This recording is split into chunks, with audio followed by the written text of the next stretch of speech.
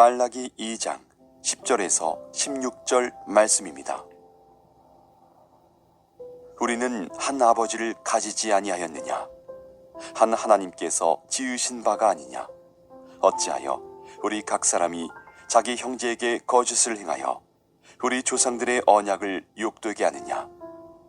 유다는 거짓을 행하였고 이스라엘과 예루살렘 중에서는 가증한 일을 행하였으며 유다는 여호와께서 사랑하시는 그 성결을 욕되게 하여 이방신의 딸과 결혼하였으니 이 일을 행하는 사람에게 속한 자는 깨는 자나 응답하는 자는 물론이요 만군의 여호와께 제사를 드리는 자도 여호와께서 야곱의 장막 가운데에서 끊어버리시리라. 너희가 이런 일도 행하나니 곧 눈물과 울음과 탄식으로 여호와의 제단을 가리게 하는도다.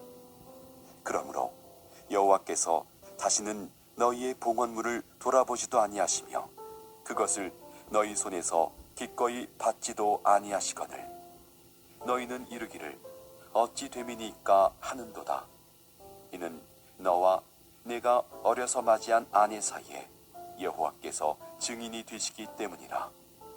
그는 내 짝이요 너와 서약한 아내로되 네가 그에게 거짓을 행하였도다. 그에게는 영이 충만하였으나 오직 하나를 만들지 아니하셨느냐?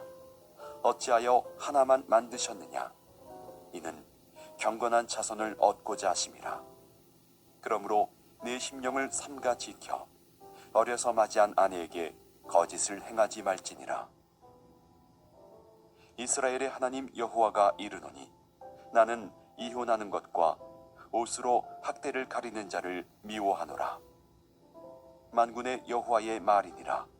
그러므로 너희 심령을 삼가 지켜 거짓을 행하지 말지니라.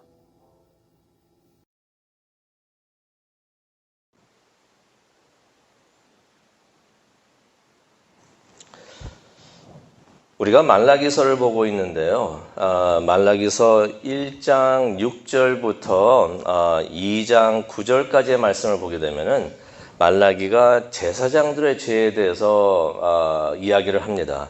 하나님께서 제사장들이 잘못한 것들, 그러한 죄에 대한 것들을 하나님께서 알려주시고 들려주시고 또 말라기가 그것을 이제 이스라엘 백성들에게 전하는 것을 우리가 1장 6절부터 2장 9절까지의 말씀을 통해서 보는데요. 오늘 말씀은 다른 내용입니다. 하나님께서 결혼과 이혼에 대한 이야기를 해 주시는데요. 그래서 말라기가 그 말씀을 이스라엘 백성들에게 전하는 것을 우리가 보게 됩니다. 근데 말라기가 이스라엘 백성들이 잘못한 것을 이제 자세하게 지적하기 전에 모두 발언을 합니다. 전반적인 이야기를 하죠. 일반적인 이야기를 먼저 합니다. 그것이 바로 10절이 되겠는데요. 우리가 10절을 한번 보기를 원합니다. 10절을 가니까 이런 말을 합니다. 우리는 한 아버지를 가지지 아니하였느냐. 여기서 한번 생각해 보기를 원합니다. 이 아버지가 누구일까? 두 가지를 우리가 생각할 수가 있는데요. 하나님이 될 수도 있겠고 아니면 이스라엘 백성들에게 이야기를 하고 있으니까 이스라엘 민족의 아버지가 누가 되죠? 아브라함이 되죠. 또 아브라함이 될 수도 있습니다. 10절에 이렇게 말합니다. 우리는 한 아버지를 가지지 아니하였느냐? 하나님께서 지으신 바가 아니냐? 어찌하여 우리 각 사람이 자기 형제에게 거짓을 행하여 우리 조상들의 언약을 욕되게 하느냐? 여기서 말라기가 이스라엘 사람들의 죄를 이제 책망을 하면서 두 가지를 지적을 합니다. 첫 번째는 무엇이 되겠냐면요. 우리 모두가 한 아버지를 가졌다라는 말을 합니다. 솔직히 어떤 신학자들은 이 아버지를 아브라함으로 보는 사람들도 있습니다. 하지만 이 전체 10절을 보게 되면은 아브라함이 아니라 하나님을 말씀하고 있는 것을 알 수가 있는데 모든 사람의 아버지가 되시는 창조주 하나님, 우리에게 창조주 아버지가 되시는 하나님 아버지를 이야기하고 있는 것을 우리가 깨닫게 됩니다. 그렇다면 이게 무슨 말씀이 되겠습니까? 우리 모두가 민족적 배경을 떠나서 무슨 민족이든 인종이든 상관없이 모두 다가 한 아버지를 둔 형제라는 것을 말라기서 2장 10절이 그렇게 하나님께서 이렇게 10절을 통해서 우리에게 말씀을 해 주십니다. 우리 모두 다가 한 형제라는 것입니다. 피부 색깔이 어떻든 사용하는 언어가 어떻든 어느 지방에서 어느 지역에서 태어나서 자라났던 그런 것을 모두 다 떠나서 우리 모두가 형제 자매라는 것이에요. 그러니 우리가 형제 자매에게 함부로 대해서는 안 된다는 것을 우리가 이 말씀을 통해서 우리가 다시 한번 깨달을 수가 있습니다. 비록 나하고 다른 언어를 사용하고 다른 피부 색깔을 가졌다 해서 함부로 말하고 또 하찮게 이야기를 하면 안 된다는 것입니다. 다 형제, 자매, 한 아버지를 둔 형제, 자매이기 때문에 그렇다는 것이죠.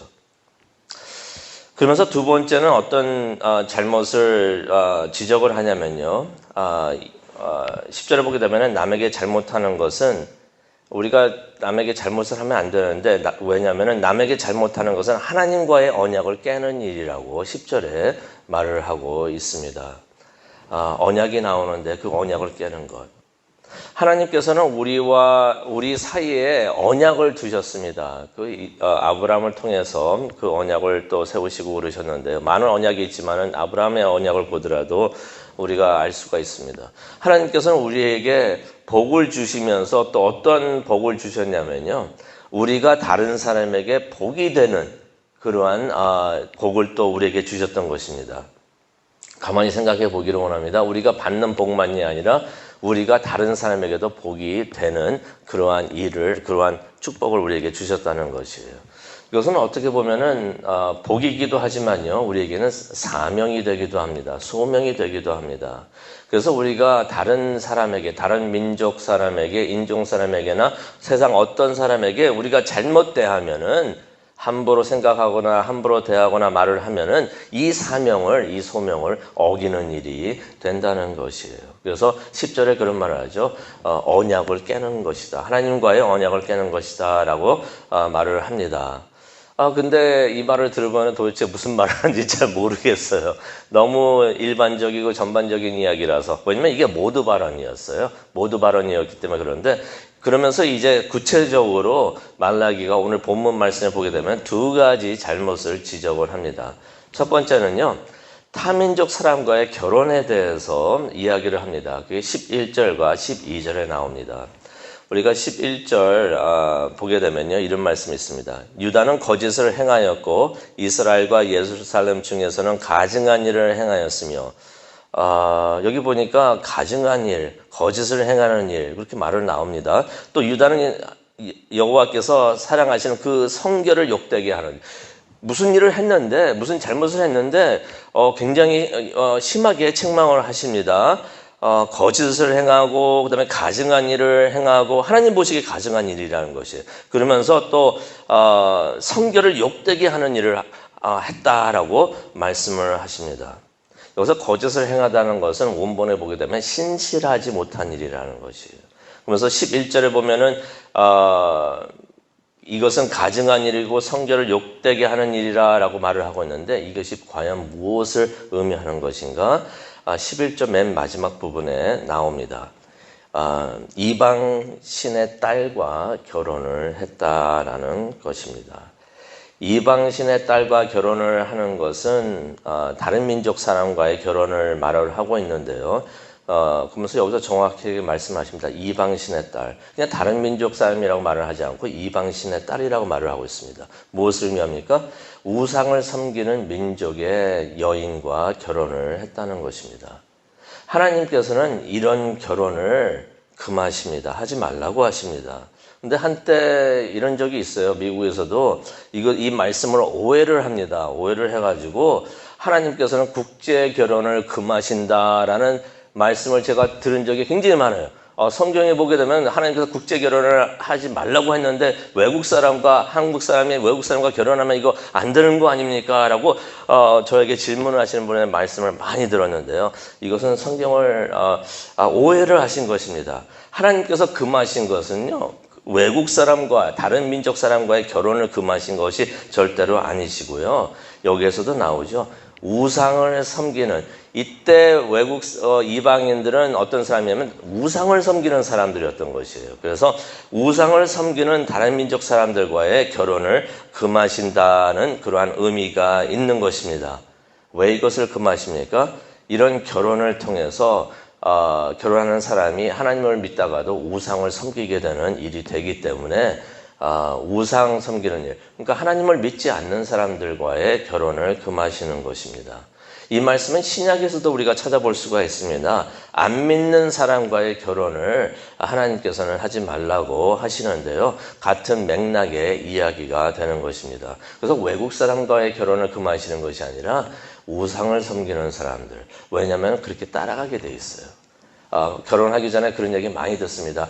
결혼한 다음에 교회 나오게 하겠습니다. 그러면 제가 그런 조언을 합니다. 그러면은 결혼하기 전에 그렇게 먼저 하십시오. 그리고 결혼을 하십시오. 왜냐하면 결혼한 다음에는 그게 그렇게 이루어지지 않는 것을 많이 보게 되는 것입니다. 그럼에도 불구하고 이 우상 섬기는 자들과의 결혼이 큰 문제가 됐어요. 왜냐하면 우리가 에스라서 9장 1절과 2절을 보게 되면 또 알 수가 있지만은 포로 생활에서 돌아왔습니다. 돌아와가지고 성전을 재건을 하는데 그렇게 재건을 하면서 외국 사람들이지만은 우상을 섬기는 사람들하고 결혼을 많이 했던 것이에요. 그래서 이것이 큰 문제가 됐습니다. 그래서 에스라서 9장 1절과 2절에도 하나님께서 그것에 대해서 말씀을 하시는데요. 그 결과가 어떠한 건가? 우상과 가까이 가는 것이 이것이 큰 문제가 되고 영적인 문제가 되는데, 그렇기 때문에 12절을 보면은 간단히 표현하면 이런 말씀하십니다. 하나님께서 쫓아내신다라는 말씀이 있습니다. 중징계죠. 왜 이것이 중징계인가? 우상을 섬기는 일이 되기 때문에 그러한 것입니다. 그러면서 이제 이혼에 대해서 또 13절과 16절에 말씀을 하십니다. 그런데 이혼에 대해서 말씀하실 때는 결과부터 말씀하십니다. 그 결과가 13절에 나와 있습니다. 13절을 보니까 너희가 이런 일도 행하나니, 또 다른 말씀을 하시는데 그러면서 이런 말씀하십니다. 곧 눈물과 울음과 탄식으로 여호와의 제단을 가리게 하는도다. 그러므로 여호와께서 다시는 너희의 봉헌물을 돌아보지도 아니하시며 그것을 너희 손에서 기꺼이 받지도 아니하시거늘, 이라는 말씀이 나옵니다. 여기 보니까 말라기가 이런 말을 합니다. 하나님의 제단이 눈물로 덮인다는 것입니다. 이 눈물이 누구의 눈물일까? 이혼당한 사람들의 눈물일까? 그런데 이 말씀을 보게 되면요, 하나님께서 그 우는 사람들의 봉헌을 돌아보지도 않으시고 받지도 않으신다고 말씀을 하십니다. 이것은 무엇을 의미를 합니까? 이혼당한 사람들의 눈물이 아니고요, 이혼을 하는 사람들, 이혼의 죄를 범하는 사람들의 눈물을 의미를 하고 있는 것입니다. 하나님께서 이혼을 하는 사람들의 예배를 받지 않으신다는 것이에요. 그들의 봉헌을 돌아보지도 않으시고 받지도 아니하신다는 것입니다. 그런데 사람들이 이해를 못합니다. 하나님은 왜 그러시지? 하면서 깨닫지를 못합니다. 그래서 14절에 보니까 왜라고 묻습니다. 14절에 보니까 너희는 이르기를 어찌 됨이니까? 하나님 왜 그러십니까? 이게 어찌 된 일입니까? 그들의 죄가 무엇인가요? 14절에 보니까 이 말씀이 나와 있습니다. 하나님께서는 배우자와 우리 사이에 증인이 되신다고 말씀을 하십니다. 14절에 증인이 되신다. 또 14절에 보게 되면은 아내에 대해서 말씀을 해주시는데요. 그건 남편이 될 수도 있겠고요. 배우자라고 생각하면 되겠는데, 아내는 내 짝이다라고 말씀을 하십니다. 이 말씀을 원본에 있는 말씀을 보게 되면 어떤 의미가 되냐면요, 동반자, companion, 동반자라는 의미가 됩니다. 그래서 하나님께서는 우리 결혼한 그 사이에 증인이 되신다는 것이에요. 그리고 아내는 어떤 아내, 또 배우자는 어떤 배우자가 되냐면 언약의 배우자가 된다는 것입니다. 언약이 있고 언약이 세워지는데 그것을 지켜보시면서 증인으로서 서시는 분이 바로 하나님이시다라는 말씀을 하시는 것입니다. 그래서 하나님께서 이러한 언약을 깨는 것을 무척이나 좋아하지 않으시는데요. 16절에 보면은 굉장히 강하게 말씀을 하십니다. 나는 이혼하는 것을 싫어한다라고서 말씀을 하십니다. 그래서 우리가 이혼하게 될 때는 배우자와 하나님께 죄를 짓는 일이라는 것을 우리가 말씀을 통해서 보게 됩니다.